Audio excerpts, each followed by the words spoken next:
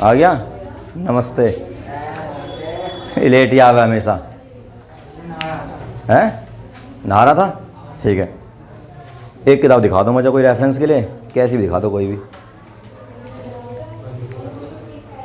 तुम ले आए? तुम कह रहे थे हम ला के दिखा दें मैं जो अपनी वो सपोर्टिंग वोटिंग, तुम क्या बकवास कर रहे हैं कल? सपोर्ट क्या एक्टिविटी? हाँ कल तो बड़े वादे कर रहे हैं बस। अरे हमें पता तुम ऐसी हो। ये तो थी सत्यम किया था।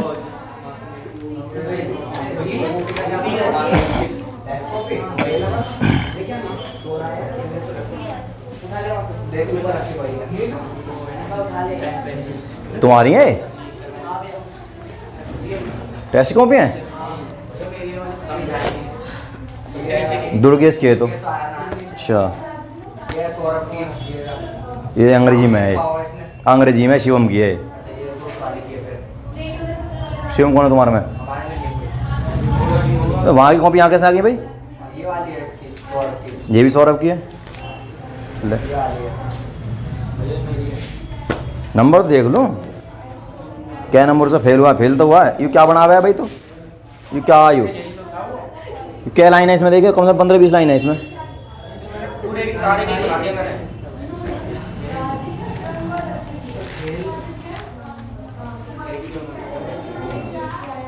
देखो सेम स्पीसीज। अरे बिल्ली है, कहाँ है? बिल्ली है, शेर है, सेम स्पीसीज है ना? है ना? नहीं सेम कैसे हो जाएगी? बिल्ली की स्पीसीज चीते से बिलोंग करती है, शेर अलग जाति का है। ठीक है भाई, चैप्टर नंबर 1 पढ़ेंगे आज हम। जो है पाठ का नाम है केमिकल इक्वेशंस एंड रिएक्शंस। ठीक है, रासायनिक अभिक्रिया और समीकरण वगैरह वगैरह। ठीक है, तो मैं बता दूं तुम्हें जो सबसे पहले कि जो केमिकल रिएक्शंस होती क्या है। यहाँ पे मज़ा नहीं आ पाएगा पर कोई थोड़ा बहुत आएगा, थोड़ा ही बहुत है। हाँ भी कुछ पढ़ गया? कुछ पूछना है? अच्छा और कुछ? बस इतने क्वेश्चन तुम्हारे सबके? ये थारी पढ़ाई चल रही है। दिखाइए उसे सपोर्टिंग मटेरियल को। हैं? थर्मोलाइसिस? भाई ये क्या चीज़ पूछ रहा? तो थर्मिट रिएक्शन दोनों को जोड़ कर पूछ रहा है भाई, ऐसा मत पूछ। ये तो मैंने भी नहीं पढ़ा। जो चीज़ मैंने पढ़ी है मैं सिर्फ वही पढ़ा सकता हूँ भाई। अच्छा पेज था। Okay okay okay okay.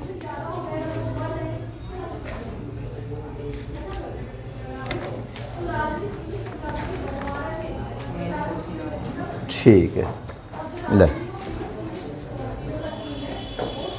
ठीक है भाई। सबसे पहले हम बात करते हैं केमिकल रिएक्शन एंड इक्वेशंस की। तो बात आती है कि रिएक्शंस क्या होती हैं, यानी कि हिंदी में कहा जाए तो अभिक्रिया क्या होती हैं। किसी को पता है? कोई बताएगा अभिक्रिया क्या होती हैं? बता क्या होती हैं अभिक्रिया? हाँ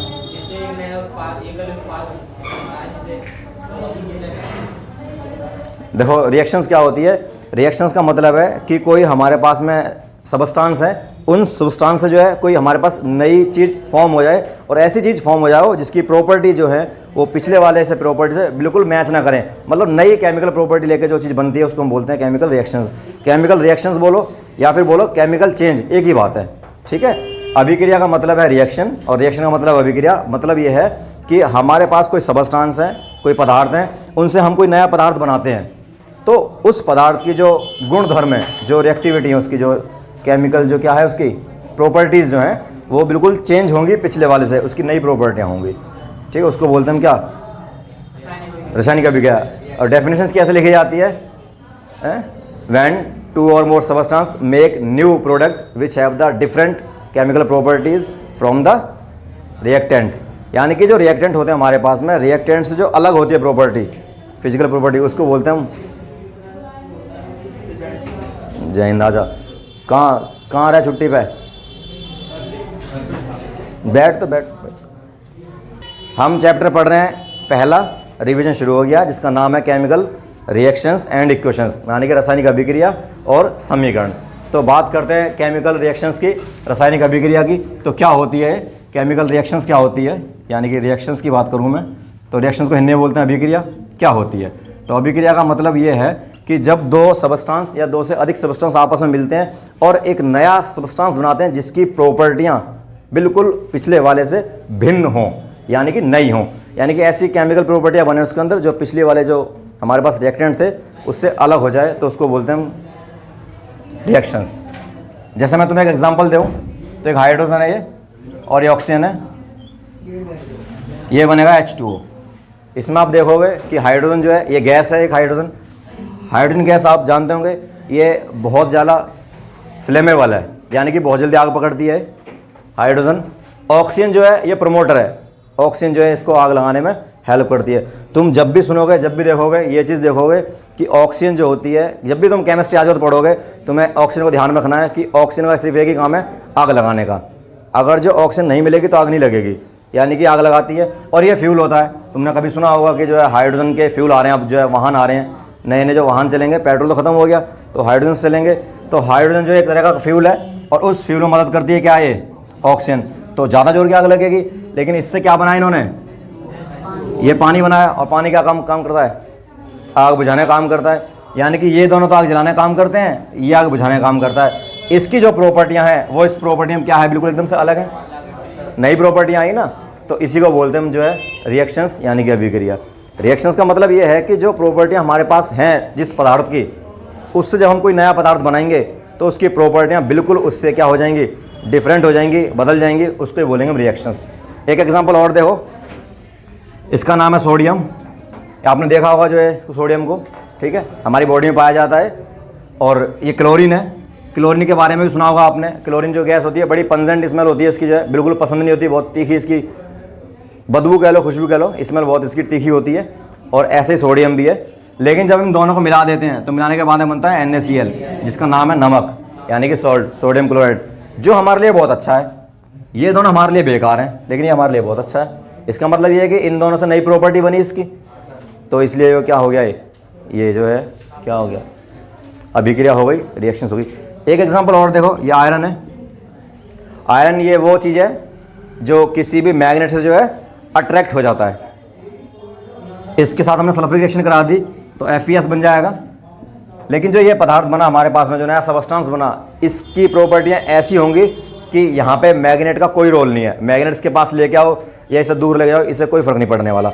लेकिन इसको फ़र्क पड़ता है इधर मैग्नेट से, यानी कि मैग्नेट की तरफ क्या होता है, आकर्षित होता है, अट्रैक्ट होता है। लेकिन जब ये कंपाउंड बना लेता है सल्फर के साथ में तो ये अट्रैक्ट नहीं होता। इसका मतलब क्या है कि इसकी प्रॉपर्टी जो है यहाँ पे आने के बाद में बदल गई। इसका मतलब ये भी क्या हो गई, ये भी रिएक्शंस हो गई।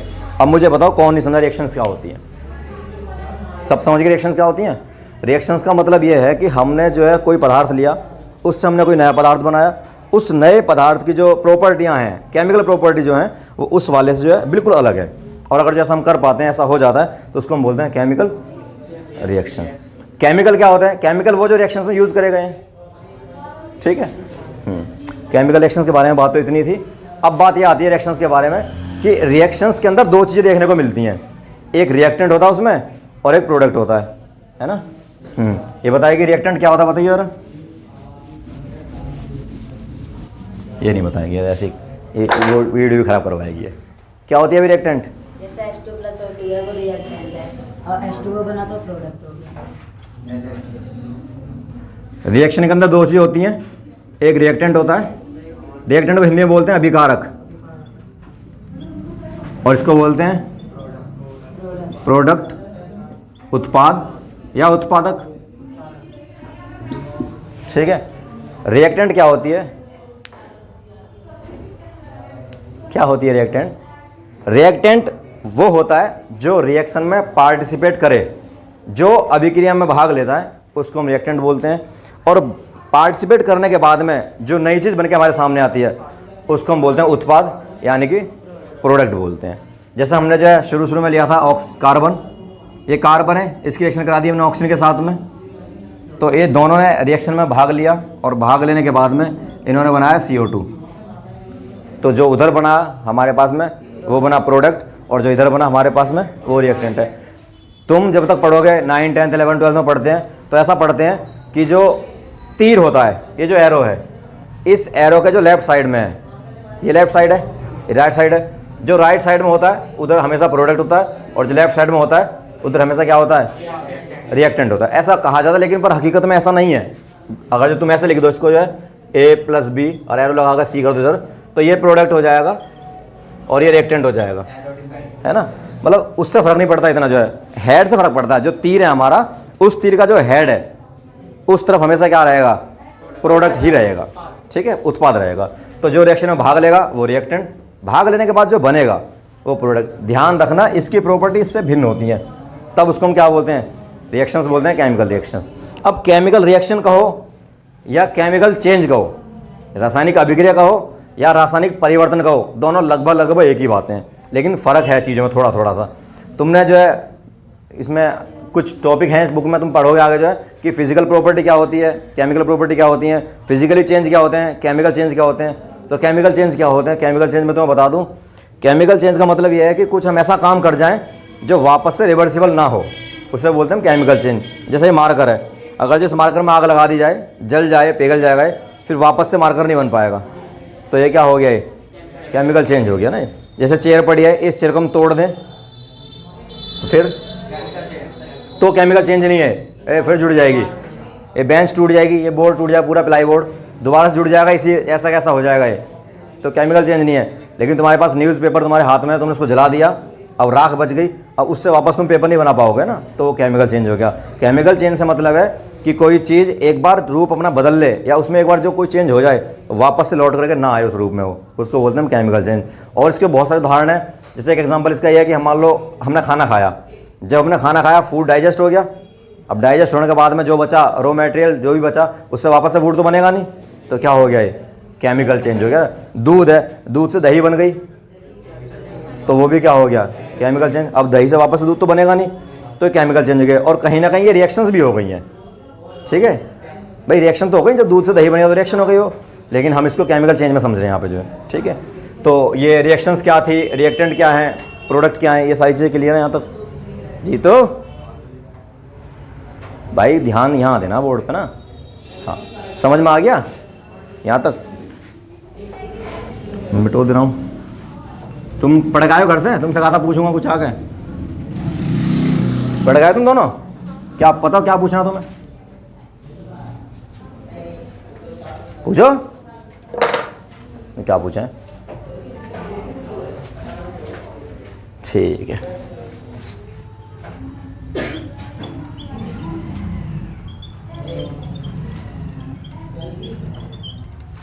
ये तीन चीज़ हो गई, ठीक है। उसके बाद अगला टॉपिक आता है इसके अंदर जो है रिएक्शंस का, जो है अगला टॉपिक आता है इक्वेशंस। अगला टॉपिक है इक्वेशंस। इक्वेशंस क्या होती है, हिंदी में बोलते हैं उसको समीकरण, अंग्रेजी में बोलते हैं इक्वेशंस। कुछ नहीं है वो, जो हम रिएक्शंस लिखते हैं उस रिएक्शंस को जब हम सिंबल की फॉर्म में लिख देते हैं, अल्फ़ाबेट्स के फॉर्म में लेके जाते हैं उसको, जो सिंबल होता है हर चीज़ के। जैसे सोडियम है, सोडियम को जो है हम ऐसा बोलते हैं कि भाई ये सोडियम है, ये सोडियम। सोडियम ना बोल करके हम Na भी लिख देते हैं, समझ जाते हैं कि सोडियम है। तो जो सोडियम Na जो है वो सोडियम का सिंबल है। तो इसी प्रकार से जब हम कोई रिएक्शंस को जो है सिंबल की फॉर्म में लिखते हैं तो उसे हम इक्वेशंस कहते हैं। एग्जांपल फिर देखो, सोडियम प्लस क्लोरीन क्या बन जाएगा, सोडियम क्लोराइड बन जाएगा। यानी कि सोडियम लेंगे, इसका सिंबल ये है, क्लोरीन का सिंबल ये है, दोनों को बनाएंगे तो क्या बन जाएगा, NaCl। ये चीज़ है। तो जब हम किसी भी रिएक्शंस को उसकी सिंबल की फॉर्म में लिखेंगे तो वो क्या होगी, वो केमिकल इक्वेशंस होगी, समीकरण होगी। यहाँ तक बातें क्लियर है केमिकल इक्वेशंस के बारे में? कोई डाउट किसी को? कोई डाउट नहीं है, अभी नहीं आने का डाउट, अभी आएंगे तुम्हारे पास में। उसके बाद रिएक्शंस आती है बैलेंस और अनबैलेंस के बारे में।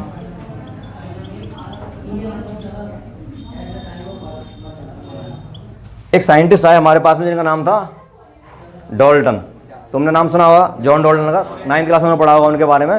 डाल्टन ने जो थ्योरी दी थी एटम की, एक है ना, परमाणु मॉडल दिया था उन्होंने परमाणु मॉडल दिया था, वो तो अलग चीज़ है, पर उन्होंने बहुत खास बात बताई यहाँ पे केमिस्ट्री में। उन्होंने ये कहा कि जब रिएक्शंस होती है, ऐसा बताया गया तुम्हें कि हमारे पास में 2 रिएक्टेंट होंगे या 2 से ज़्यादा रिएक्टेंट होंगे। रिएक्टेंट 1, 2, 4, 5, 10 कितने भी हो सकते हैं, और उसी प्रकार से प्रोडक्ट भी कितने भी हो सकते हैं। ऐसा नहीं है कि एक प्रोडक्ट है तो 2 रिएक्टेंट हैं, 2 रिएक्टेंट है तो एक, ऐसा कुछ नहीं है। वो कोई डिफाइन नहीं, कितने भी बन सकते हैं। उन्होंने बताया था, उन्होंने ये कहा था कि जो रिएक्शन होती है, रिएक्शन होने के दौरान जब रिएक्टेंट प्रोडक्ट में कन्वर्ट होते हैं तो उस समय पे वो अपना जो है एटम का जो अरेंजमेंट है सिर्फ उसको बदलते हैं। ऐसा नहीं है कि वो कोई नई चीज़ बना देते हैं, नई चीज़ नहीं बनाते।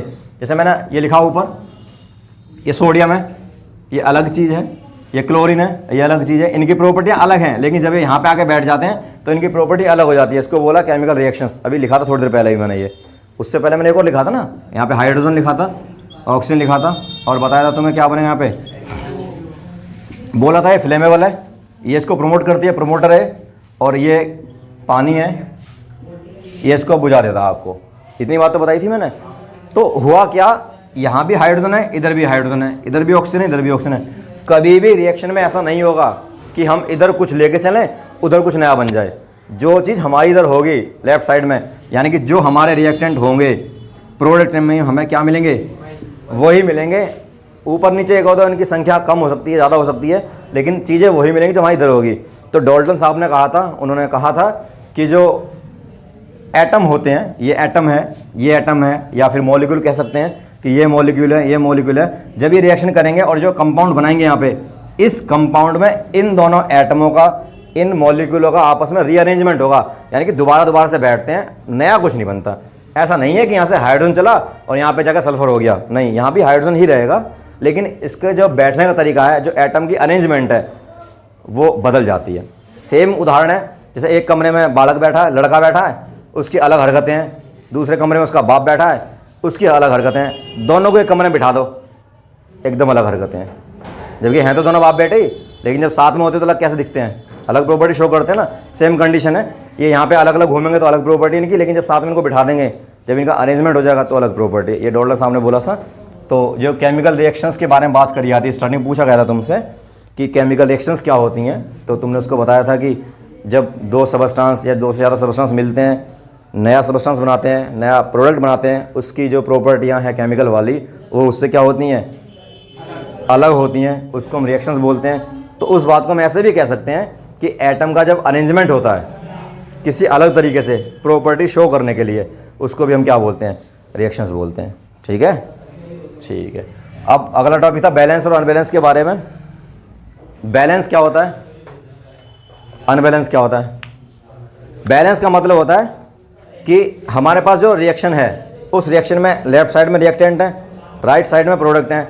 तो जितने हमारे पास में रिएक्टेंट हैं, जितने उनकी मॉलिक्यूल हैं उधर, उतने ही मॉलिक्यूल हमारे पास प्रोडक्ट में भी होने चाहिए, और जितने हमारे पास में मॉलिक्यूल प्रोडक्ट में हैं उतने रिएक्टेंट में होने चाहिए। अगर ऐसा है तो रिएक्शन क्या है, वो बैलेंस है। उसे हिंदी में बोलते हैं संतुलित अभिक्रिया, है ना। ये आप देखो बोर्ड पे एक रिएक्शन लिख रही है तुम्हें, सोडियम वाली, सोडियम और क्लोरीन वाली। क्लोरीन एक गैस होती है, इस रूप में मिलती है क्लोरीन हमेशा। ये रिएक्शन बोर्ड में दिखाई दे रही होगी। तो यहाँ पे सोडियम अकेला है, सोडियम, इधर भी सोडियम एक है, इधर क्लोरीन दो हैं, इधर क्लोरीन एक है, यानी कि उधर क्लोरीन की संख्या कम है, इधर क्लोरीन की संख्या ज़्यादा है। इसका मतलब ये बैलेंस नहीं है, ये अनबैलेंस है। ठीक है। और अब मैं इसको बैलेंस करूँगा तो मैं जाहिर सी बात है यहाँ 2 लगा दूंगा, इधर भी 2 लगा दूंगा, तो बैलेंस कर दी। तो जो यहाँ पे सोडियम कितने, इधर 2, क्लोरीन कितने, 2, सेम इधर भी इतने ही है, 2 सोडियम है और 2 ही क्लोरीन है, बैलेंस हो गई। तो बैलेंस का मतलब ये है कि रिएक्टेंट में और प्रोडक्ट में जो मॉलिक्यूल है, वो अगर जो दोनों की संख्या बराबर है तो बैलेंस है, और संख्या बराबर नहीं है, अनबैलेंस है। उसी को बोलते हैं असंतुलित अभिक्रिया, संतुलित अभिक्रिया। बात फिर ये आती है कि ऐसा क्यों है, क्यों कर रहे हैं ऐसा, मुझे क्या ज़रूरत है ऐसा करने की।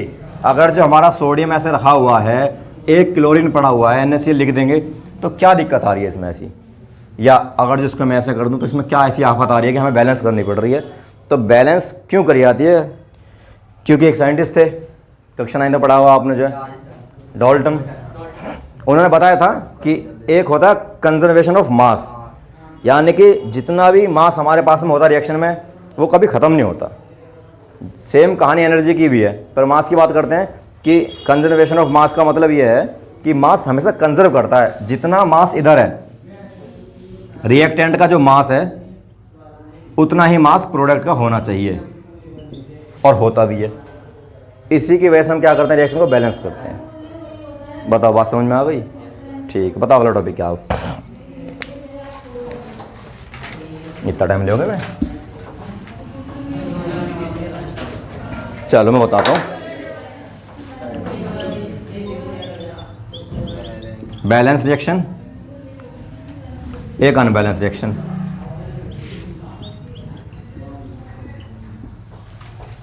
जल्दी जल्दी तो नहीं पढ़ा रहा, बता दियो मुझे। देखो बैलेंस रिएक्शन का मतलब ये है कि जो रिएक्टेंट है और जो प्रोडक्ट है उन दोनों का जो मास है वो बराबर होना चाहिए। तो रिएक्शन कैसी है, वो बैलेंस है। लेकिन एक रिएक्शन ऐसी है जिसमें रिएक्टेंट की वैल्यू कुछ और है और प्रोडक्ट की वैल्यू कुछ और है। जैसे देखो इसका एग्जांपल, कार्बन प्लस ऑक्सीजन, तो ये तो बन जाएगा CO2, बैलेंस दिखाई दे रही है।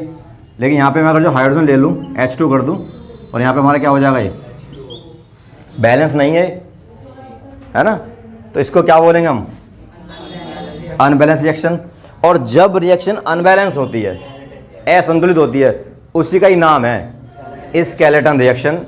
असंतुलित अभिक्रिया को ही बोलते हैं हम कंकाली अभिक्रिया। दो नाम है इसके, वो इंपॉर्टेंट बात है। स्केलेटन रिएक्शन क्या होती है, काफ़ी बच्चों को डाउट होता हो, तुमने शायद पता करा हो डाउट के बारे में। तो स्केलेटन रिएक्शन का ही नाम है ये अनबैलेंस, हिंदी में बोलते हैं इसको कंकाली, कंकाली अभिक्रिया, कंकाली लिख रहा हूँ मैं, ठीक है। अनबैलेंस रिएक्शन का हो चाहे स्केलेटन रिएक्शन का हो, एक ही बात है, ठीक है। अगला टॉपिक क्या है अब बताओ। अब केमिकल जो रिएक्शंस हैं बहुत प्रकार की हैं, कई प्रकार की रिएक्शन है, लेकिन दिख जाती है हमें रिएक्शंस में, पहचान लेते हैं हम रिएक्शंस को। कभी तुम हॉस्पिटल में जाओगे तो तुम्हें पता लग जाएगा अपने आप ही डॉक्टर कौन सा है। कैसे, कोई घूम रहा होगा गले में स्टेथोस्कोप घेर के, है ना, वाइट कपड़े पहन के, समझ जाओगे यही डॉक्टर है। कभी तुम कोर्ट में जाओगे तो काले कपड़ों में जो लोग घूमेंगे तुम्हें समझ आएगा कि वकील हैं, है ना। मतलब पहनावा बता देता है कि आदमी क्या है।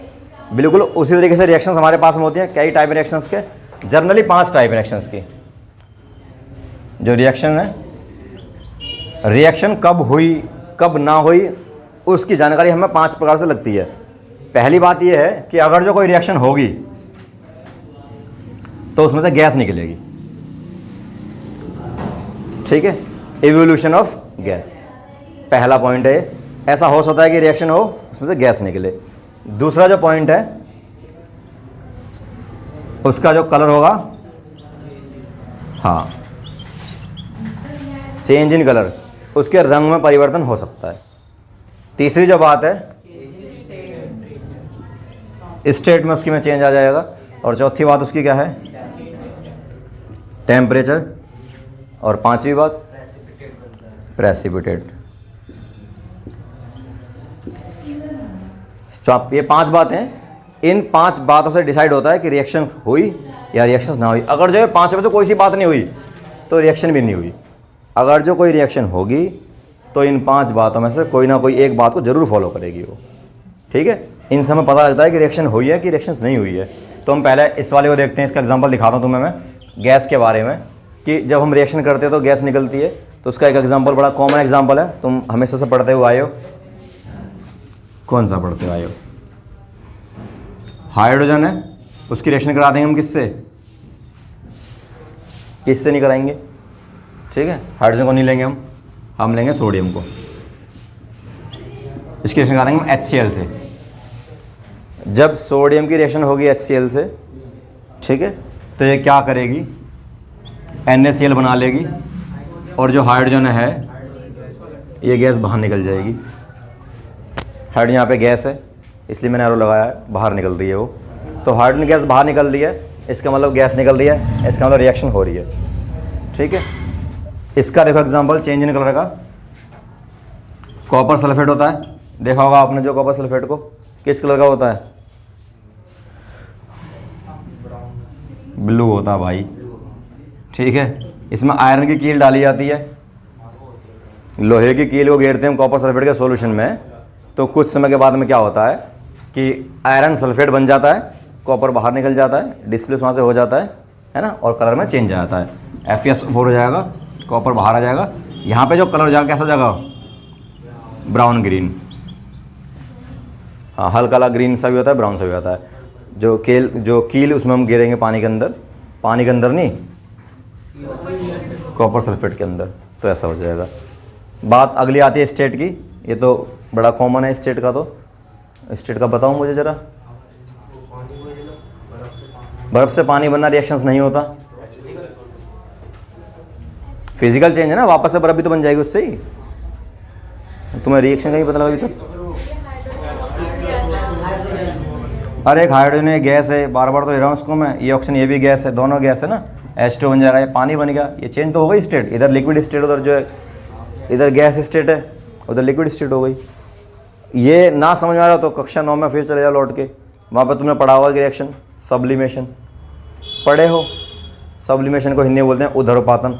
उसमें क्या करना है हमें कि वो जो गैस है, उस जो सब कैम्फर जो होता है उसको बर्न कर देंगे ऑक्सीजन रिएक्शंस में, गैस बन जाएगा ना सारा सारा। अभी कौन सी फॉर्म में है? अभी ये सॉलिड स्टेट में है। बात समझ में आ गई? तो ये है। अगला जो है टेम्परेचर है। टेम्परेचर के बारे में बात करिए तो ऐसा कोई रिएक्शंस हमारे सामने हो जिसमें हम जो है टेम्परेचर के बारे में बात करते हैं। काफ़ी रिएक्शंस ऐसी हैं।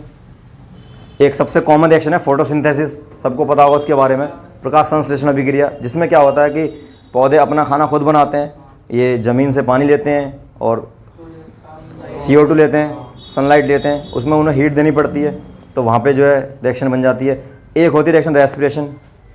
रेस्पिरेशन की रिएक्शन किसको याद है? कोई बोलेगा? C6H12O6, ये फूड है। C6H12O6 ये फूड है, और ऑक्सीजन जो है रिएक्शन करेगा इसके साथ में, तो ये क्या बनाएगा? ये CO2 plus H2O plus energy, यानी कि ऊपर निकल जाएगी ना, हीट आ जाएगी निकल के यहाँ पे, तो टेम्परेचर चेंज होगा उसके अंदर, बदला हुआ। आपने अक्सर नोट भी करा होगा, जब आप खाना खाते हैं तो पसीना आना शुरू हो जाता है शरीर को पसीना क्यों आता है? इसलिए तो आता है क्योंकि हमारी बॉडी का टेम्परेचर जो है बदला उस समय पे, तो टेम्परेचर बदल रहा है तो उसका ये हो गया। लास्ट है प्रेसिपिटेट। प्रेसिपिटेट का मतलब ये है, अरे हंसी क्यों आ रही है भाई? बदबू आ रही है? अबे भैया टेम्परेचर बदल रहा है, बदबू क्यों आ रही है? क्या करे तुम दोनों? ये हो रहा है क्या? पहला गैस निकल रही है, खुश हो रहा है। हाँ, लास्ट है प्रेसिपिटेट की बात। प्रेसिपिटेट का मतलब होता है अवक्षेपण, हिंदी में अवक्षेपण, अंग्रेजी में प्रेसिपिटेट। जब हम रिएक्शंस करते हैं तो जो रिएक्टेंट हम लेकर चलते हैं, वो रिएक्टेंट जो है कन्वर्ट हो जाते हैं हमारे पास प्रोडक्ट में, और नई केमिकल प्रॉपर्टी भी शो करते हैं। लेकिन कई बार ऐसा होता है कि कुछ इनसोल्यूबल सब्सटेंस हमारे पास बच जाते हैं, अघुलनशील पदार्थ हमारे पास रह जाते हैं, उन्हीं को बोलते हैं हम जो है क्या? प्रेसिपिटेट, अवक्षेपण। उसके बाद बताओ अगला टॉपिक, फिर तो रिएक्शन शुरू हो जाती है। इसके बाद में कुछ है बैलेंस करनी रहेगी। हाँ, मतलब प्रेसिपिटेट यही तो हो गया जो पानी में ना घुले। पानी में नहीं, पानी में तो रेत नहीं घुलेगा तो रेत को थोड़ी प्रेसिपिटेट बोल देंगे हम। जब हम रिएक्शंस करते हैं तो रिएक्शंस करने में क्या होता है कि हमारा जो सारा रिएक्टेंट होता है वो प्रोडक्ट में कन्वर्ट हो जाता है, तो ठीक है रिएक्शन हो गई। लेकिन कई बार सब कन्वर्ट नहीं होता, कुछ बच जाता है प्रोडक्ट के अलावा, वो हमारा प्रेसिपिटेट होता है। अगला जो है एक चीज़ और रहेगी इसके अंदर, बैलेंस और अनबैलेंस के बारे में। बैलेंस करनी और देख लो रिएक्शंस को कैसे बैलेंस करते हैं, हालांकि तुम्हें पता होगा उसके बारे में। 1 नंबर की आएगी, मैं 3 रिएक्शन बैलेंस कर देता हूँ, 3 तुमसे करा लेता हूँ, है ना। पहली मैं बैलेंस खुद करता हूँ, H2 प्लस O2 H2O। जब रिएक्शन बैलेंस करनी होती है तो हम सबसे पहले देखेंगे कि रिएक्टेंट और प्रोडक्ट में किधर संख्या ज़्यादा है। ये रिएक्टेंट है, इधर प्रोडक्ट है। रिएक्टेंट में हाइड्रोजन भी 2 हैं, ऑक्सीजन भी 2 हैं, उधर हाइड्रोजन 2 हैं, ऑक्सीजन 1 है। तो रिएक्शन बैलेंस करने का नियम ये है कि हम सिर्फ मल्टीप्लाई करते हैं, किसी में कुछ जोड़ते नहीं है, कहीं कुछ घटाते नहीं है, मल्टीप्लाई करते हैं। और मल्टीप्लाई का नियम ये है कि जहाँ पे तुमने मल्टीप्लाई कर दी वो तब तक मल्टीप्लाई हो जाती है जब तक उसके बीच में कोई और सिंबल ना आ जाए, मैथमेटिकल इंडक्शन ना आ जाए, कोई सा भी प्लस माइनस वगैरह कुछ चिन्ह ना आ जाए। अगर जो मैं यहाँ पे गुणा कर दूंगा इसकी 2 से, फॉर एग्जांपल 2 से मैंने गुणा कर दी इसकी, तो इसकी गुणा पूरी इक्वेशन में हो जाएगी जब तक कि कोई साइन ना आ जाए। अब इसके बाद ही साइन आ गया यहाँ पे तो यहीं तक रहेगी। अगर जब यहाँ मल्टीप्लाई करूँगा 2 से तो इसमें भी हो जाएगी क्योंकि बीच में कोई साइन नहीं है। समझ में आ गया? हाँ, मतलब जहाँ तक कोई साइन नहीं आता ना वहाँ तक मल्टीप्लाई हो जाती है। अब हम इसको बैलेंस करें रिएक्शंस को, तो इधर हाइड्रोजन 2 है, इधर हाइड्रोजन 2 है, बैलेंस है। इधर ऑक्सीजन 2 है, उधर ऑक्सीजन 1 है, तो इधर 2 करने हमें ऑक्सीजन। 2 करने के लिए हम क्या करेंगे, इधर 2 से गुणा नहीं कर सकते ना इधर कर सकते, बीच में कोई छिड़खानी ही करेंगे, स्टार्टिंग से ही करेंगे जो करेंगे। तो हम 2 से गुणा करेंगे यहाँ पे। जब 2 से हम यहाँ गुणा करेंगे तो ऑक्सीजन तो हमारे 2 हो जाएंगे, लेकिन हाइड्रोजन 4 हो जाएंगे क्योंकि 2 गुणा इसमें भी हो गया ना, हाइड्रोजन की में 4 हो गया। तो तो अब इधर 4 कर देंगे, इधर 4 करने के लिए क्या करेंगे, 2 से गुणा कर देंगे, तो 2 से गुणा इधर कर देंगे, तो रिएक्शन बैलेंस हो जाएगी। ठीक है, ये रिएक्शन बैलेंस करने का तरीका है। एक रिएक्शन में और बैलेंस कर देता हूँ, करूँ, बताओ कौन सी करूँ? नहीं बताओगे, मैं खुद ही देख लेता हूँ।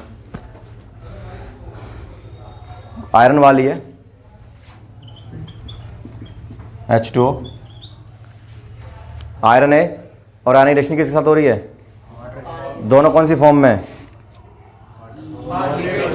है? लिक्विड है। अरे यार, लिक्विड में कैसे हो जाएगा? इधर क्या बनेगा बताओ? हाइड्रोजन या H2O? H2 सिर्फ।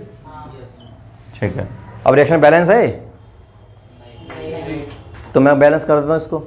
देखो इधर आयरन 1 है, इधर आयरन 3 है, तो इधर मैं 3 से गुणा कर दूंगा, आयरन दोनों तरफ बराबर हो गए।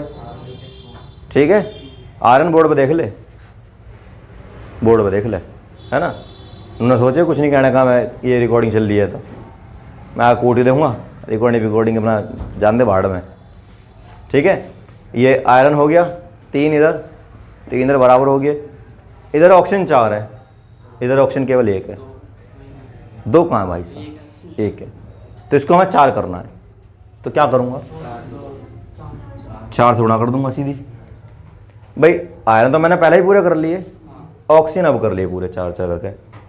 अब हाइड्रोजन देखते हैं, इधर हाइड्रोजन 2 है, इधर हाइड्रोजन हो गया 8, उधर मुझे अब 8 करने हैं, तो 2 में कितने ही गुणा करोगे 8 हो जाए? 4 की करूँगा, तो इधर मैं 4 से गुणा कर दूंगा।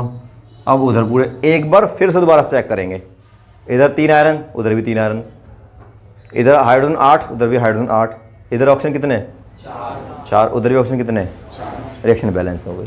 बस रिएक्शन ऐसा बैलेंस करते हैं। अब कर लोगे? कोई और रिएक्शंस मैं करके दिखाऊँ या तुमसे करवाऊँ? करो।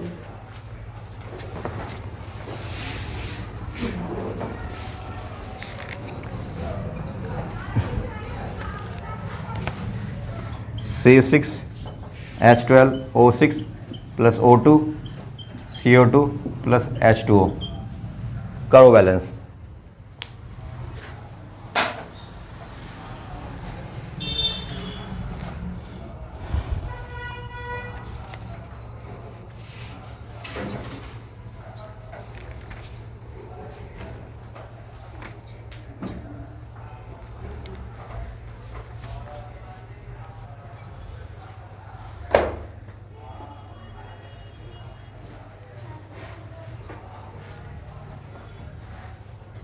रहे हो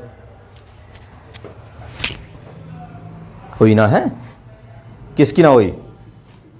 क्या उठा रहा हूँ मैं? चाबी मार कर कहाँ है? तू कहाँ का बैठा? देखो इधर कार्बन 6 है, इधर कार्बन 1 है। 6 करने, 6 से मल्टीप्लाई कर देंगे, कार्बन 6 हो गए। कार्बन जब 6 हुए तो ऑक्सीजन ज़्यादा हो गए। हाँ, अब इधर देखो, इधर हाइड्रोजन कितने हैं? इधर हाइड्रोजन कितने हैं? उसको 12 करेंगे, तो 6 से इधर गुणा कर दो, हाइड्रोजन 12 पूरे हो गए। इधर हाइड्रोजन पूरे, इधर भी हाइड्रोजन पूरे, कार्बन भी पूरे दोनों तरफ। बात बची ऑक्सीजन की, तो उधर ऑक्सीजन कितने हैं? 6 तो ये रहे ऑक्सीजन, और ये कितने हैं? 12 ऑक्सीजन इधर हैं, 6 इधर हैं, 18 ऑक्सीजन हो गए। इधर कितने ऑक्सीजन है? 6 हैं इधर, 6 ही तो हैं इधर, और हमें कितने चाहिए? 18 चाहिए टोटल, हमें 12 और चाहिए। इधर 2 हैं, इसको 12 बनाने के लिए क्या करूँगा? 6 से गुणा कर दूंगा, इसके 12 बन जाएंगे, तो 12 बन गए। अब सब पूरे हो गए, रिएक्शन बैलेंस हो गई। ऐसी होनी चाहिए सबकी, तो रिएक्शन बैलेंस है। ऐसी किसी की नहीं है तो रिएक्शन बैलेंस नहीं है। एक और करके दिखाओ फिर। CaOH का whole twice, CO2 CaCO3 H2O।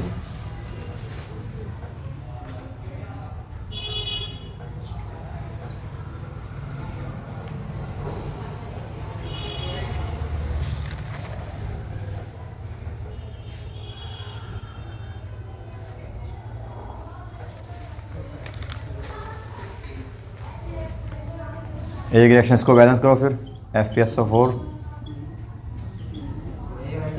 ये बैलेंस रिएक्शन पहले से ही, इसको करो पूरी। ये वाली रिएक्शन पहले से ऑलरेडी बैलेंस थी, ये मैंने वैसे ही दिया था तुम्हें चेक करने के लिए। ऊपर वाले को बैलेंस करो।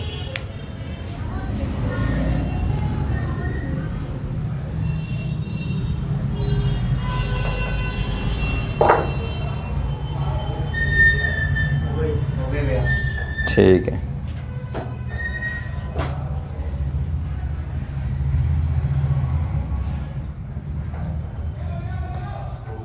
हुई ना है।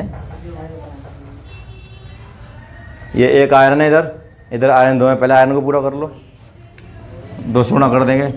अब आयरन पूरा हो गया, इधर सल्फर 2 हो गए, उधर सल्फर 1 ही है, उधर 2 गुणा 2 है, एक कहाँ है, एक सल्फर ये रहा, एक सल्फर ये रहा, 2 पूरे। इधर ऑक्सीजन कितने हैं, 4 ये रहे, 2 ये रहे, 8 ऑक्सीजन है। इधर कितने ऑक्सीजन है, 3 और 3 6 और 2 8, पूरी हो गई बैलेंस। नहीं समझ में आई थी है? जो रिएक्शन बैलेंस नहीं उसको क्या बोलते हैं, स्केलेटन रिएक्शन। ठीक है, आखिरी रिएक्शन और है, उसको बैलेंस करो तो फिर ये ख़त्म टॉपिक है ना। ये लेता हूँ,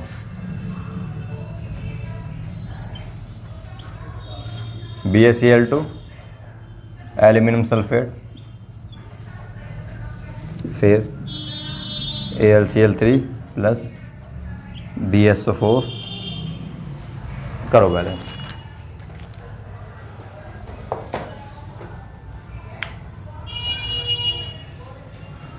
यहाँ से लिखेगा ना रिएक्शन।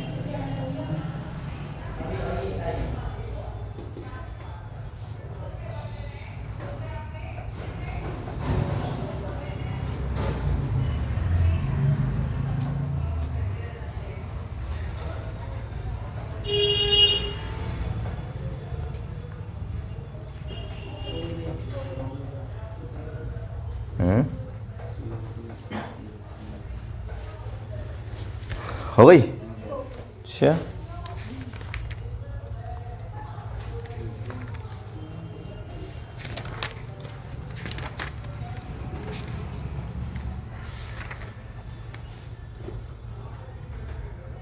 ठीक, बहुत बढ़िया, बहुत।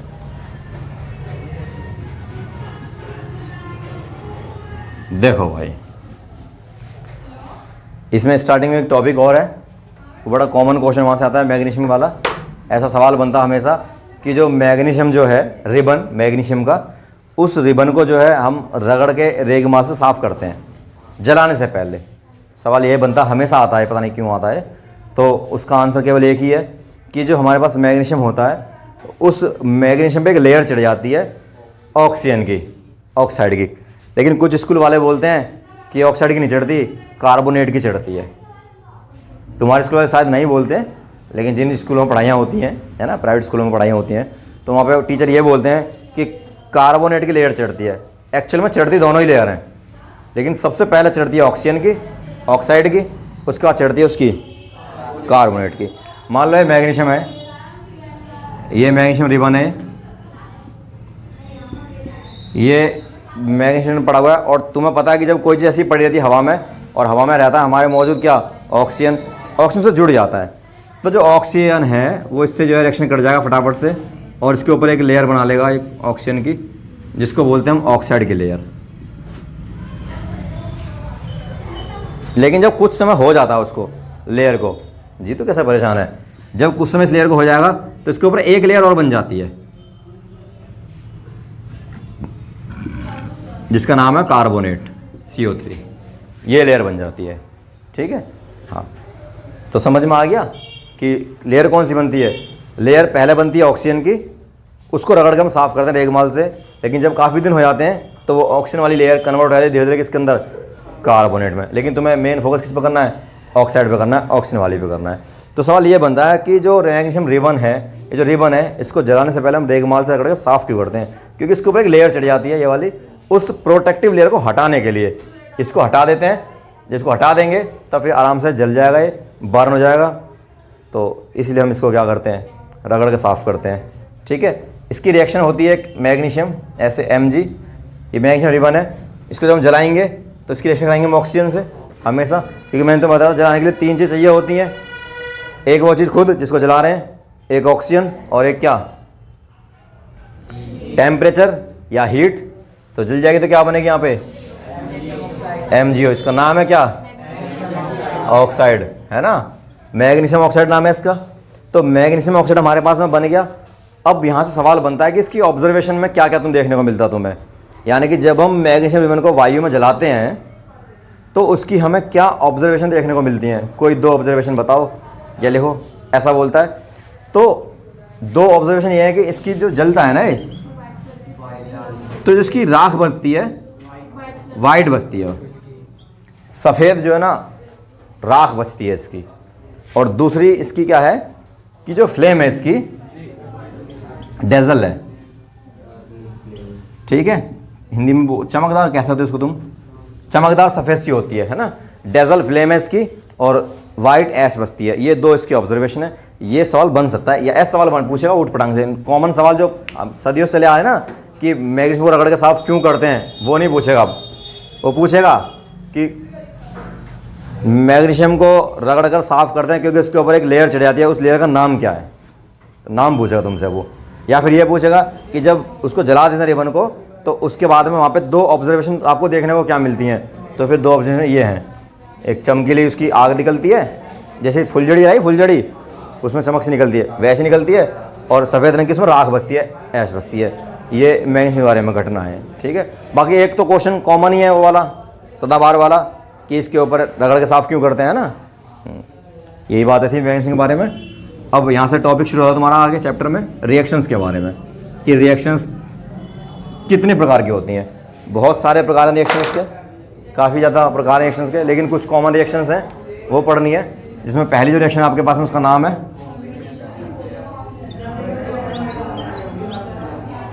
Combination reaction. हिंदी में इसका नाम है संयोजन अभिक्रिया। बड़ी आसान रिएक्शन है, इंपॉर्टेंट रिएक्शन है। क्या होती है रिएक्शन, कोई बताया वैसे, बता। सिंगल प्रोडक्ट बनाएंगे, है ना।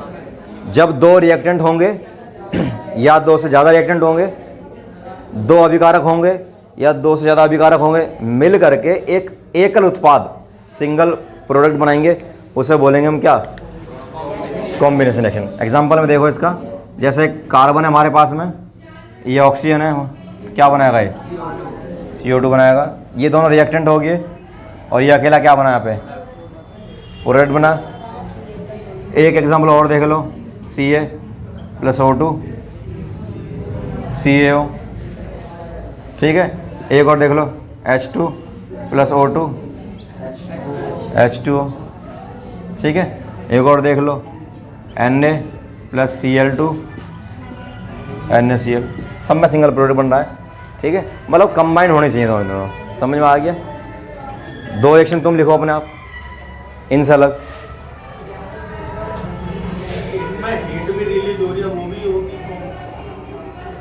कॉम्बिनेशन में कभी भी हीट रिलीज नहीं होती, उसको हीट चाहिए होती है। जैसे इसमें तो एक फ्लाइम और H2O की जब रिएक्शन होती है तो उसमें हीट, हाँ, वो एक्सोथर्मिक रिएक्शन में आएगा ना, वो एक्सोथर्मिक रिएक्शन पढ़ेंगे उसमें आएगा, तो कॉम्बिनेशन रिएक्शन कह सकते हैं उसको, लेकिन वो एक्सोथर्मिक रिएक्शन कही जाएगी। कॉम्बिनेशन रिएक्शन को कह सकते हैं लेकिन वो एक्सोथर्मिक रिएक्शन कही जाएगी। एक्सोथर्मिक रिएक्शन वो होती है इसमें हीट बाहर निकलती है, उसमें हीट बाहर निकली, उसको फोकस हमारा हीट पे है, इनमें नहीं है फोकस। हालांकि टेम्परेचर तो चेंज होगा रिएक्शन जब होंगी तो, लेकिन हमारा मेन फोकस है प्रोडक्ट सिंगल बनने में। लिखिए रिएक्शन इससे अलग, क्या लिखिए, H+O2 SO2 और एक Na+Cl NaCl NaCl तो लिखवा दी मैंने, तो K+Cl। तूने क्या लिखी नहीं है, क्या लिखी है, ठीक है।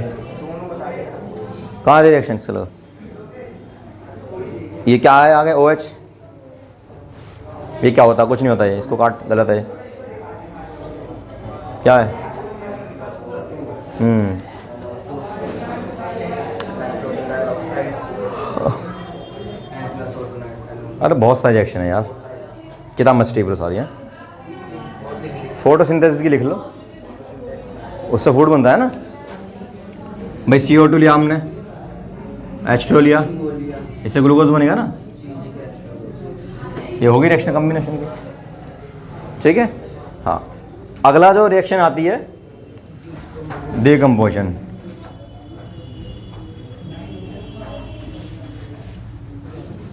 अगली रिएक्शन है डिकम्पोजिशन रिएक्शन, वियोजन अभिक्रिया। हाँ हाँ, डेफिनेशन बता तो रहा हूँ मैं, बोला तो उसने डेफिनेशन। पहले तो मैं डेफिनेशन पूछता हूँ तुमसे। एग्जाम्पल ये है, हाँ एग्जाम में पूछता है। तो डिकम्पोजिशन रिएक्शन यानी कि विखंडन अभिक्रिया कह लो इसको, चाहे वियोजन अभिक्रिया कह लो इसको, एक ही बात है। इसमें क्या होता है कि जब हमारे पास कोई रिएक्टेंट होता है, कोई रिएक्टेंट जो है वो दो पार्टों में या दो से अधिक पार्टों में टूट जाता है। When a reactant break down into 2 और more part, that is called हाँ डिकम्पोजिशन रिएक्शन। इसका एग्जांपल देखेंगे आप, तो इसका एग्जांपल जो है कॉम्बिनेशन के उल्टे हो जाएंगे सारे एग्जांपल इसके। जब कोई अभिकारक 2 या 2 से अधिक उत्पादों में टूट जाता है तो उसे हम वियोजन अभिक्रिया बोलते हैं। जैसे C6, इसको चलो छोड़ो, यही लिखो सीधा कॉमन वाली, CO3। ये कैल्शियम कार्बोनेट हमारे पास में, ये एक रिएक्टेंट है। इसको 2 पार्ट में तोड़ देंगे हम, कैल्शियम अलग, ऑक्सीजन साथ में, और CO2 अलग, ये 2। तो ये रिएक्टेंट था, ये प्रोडक्ट था। या फिर हाइड्रो, इसका पानी का उल्टा कर दो, H2O का, H2 अलग, O2 अलग, ये कंडीशन है।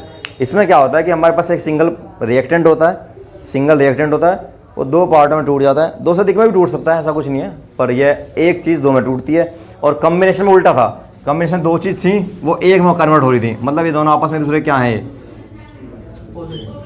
रिवर्सिबल है। वो उसमें कन्वर्ट हो सकती है, वो उसमें कन्वर्ट हो सकती है। रिएक्शंस दोनों की मतलब जो चल रहे हैं रिएक्शन, इनकी डेफिनेशन पूछेगा तुमसे, इनके एग्जाम्पल पूछेगा। वो जब पूछेगा पेपर आसान बनेगा, जब पेपर आसान बनेगा तो सीधे सीधे सवाल पूछेगा, what is the combination reaction, right an example, ऐसे पूछेगा, ठीक है।